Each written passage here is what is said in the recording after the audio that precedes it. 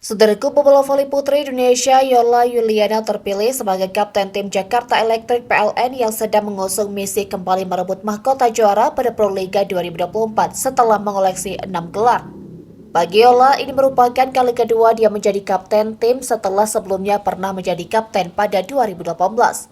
Sejak pertama kali berlaga pada Proliga 2004, tim voli putri Jakarta Electric PLN sudah mengoleksi 6 trofi, yakni edisi 2004, 2009, 2011, 2015, 2016, dan 2017.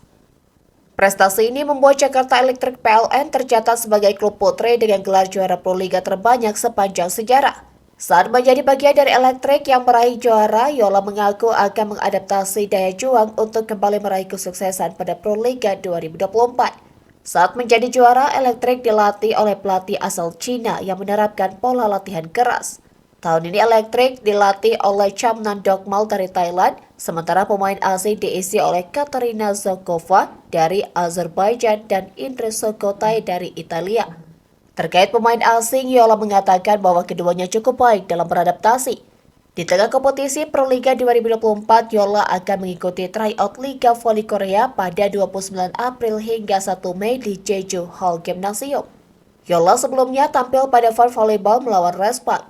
Kesuksesan Megawati Hanyasri Pertiwi pada Liga Voli Korea bersama Respak menjadi salah satu motivasi Yola mengikuti tryout di Korea. Saat uji coba di Korea, Yola akan mencoba untuk posisi middle blocker. Rencananya, Yola akan bertolak ke negeri Gingseng pada 27 April mendatang.